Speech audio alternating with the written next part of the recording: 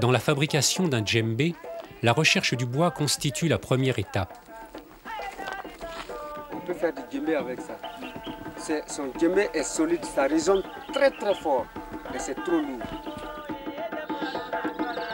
Le choix de l'arbre qui fera chanter le djembé est le résultat d'un difficile compromis entre sa dureté, sa légèreté et sa facilité à être travaillé. Si certains bois comme le lengué, le woro ou le gweni sont particulièrement recherchés des facteurs d'instruments, il n'existe pas pour autant un bois à djembé. De nombreux bois peuvent être utilisés dans la fabrication, chacun ayant une couleur de son différente.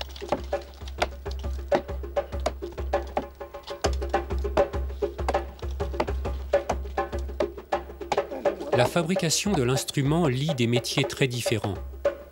La coupe de l'arbre et la première taille du djembé sont l'œuvre des forgerons.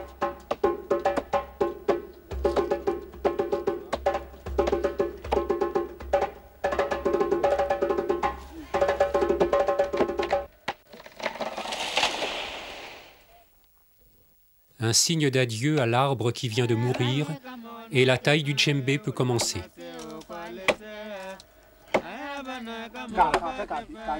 Voilà. Parce que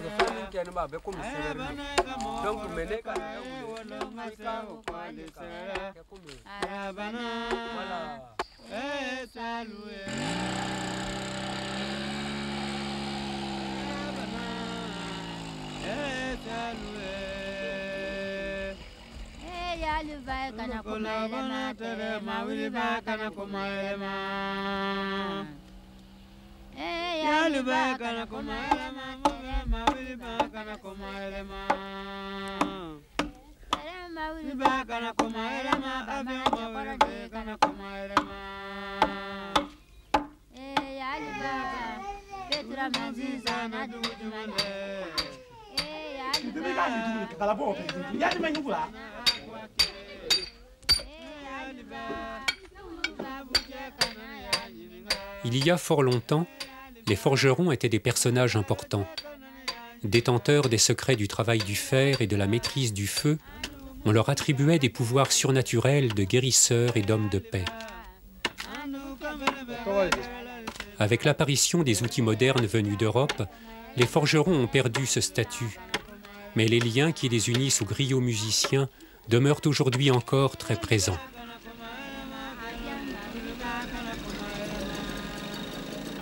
Une fois taillé, le bois est nourri au beurre de karité.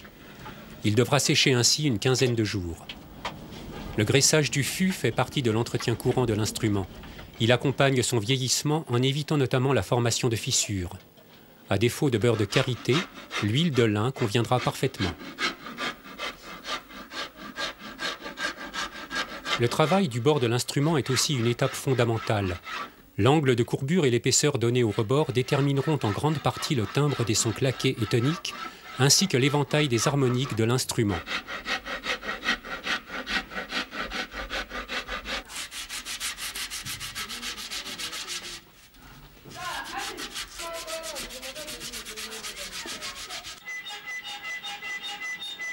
C'est pourquoi cette étape minutieuse est laissée cette fois aux musiciens.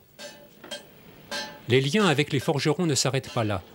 C'est lui qui va fabriquer les 3 cercles de fer nécessaires à fixer la peau sur l'instrument.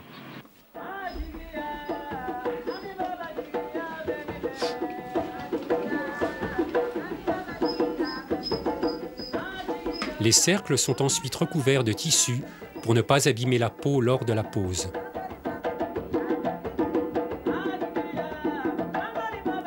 Des nœuds, espacés de façon régulière sur les 2 cercles extérieurs, serviront de point d'attache nécessaire à la fixation et à la tension de la peau sur le djembé.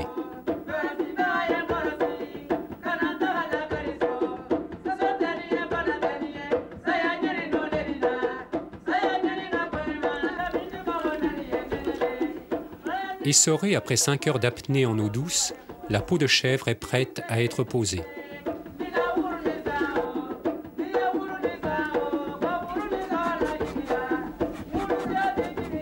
Le rasage peut se faire soit avant la pose, sur une peau mouillée et détendue, soit après, sur une peau sèche et légèrement tendue.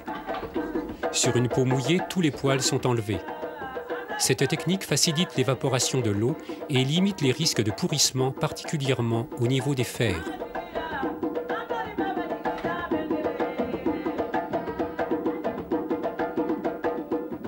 Il est très difficile de juger de la qualité acoustique d'une peau avant sa pose définitive. L'épaisseur, la couleur et les marques de blessures font partie des critères facilement décelables au premier regard. Le reste fait partie des secrets des grands musiciens.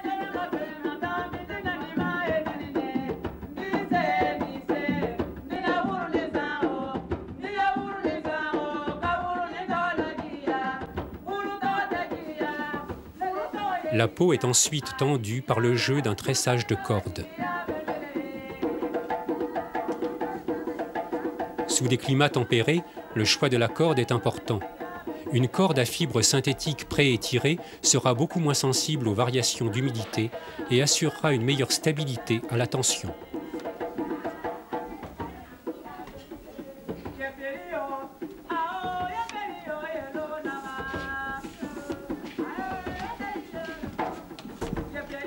La peau mettra cependant plusieurs jours avant de prendre sa place définitive. Il sera nécessaire de renouveler cette opération de tension au moins une fois avant d'obtenir une bonne stabilité.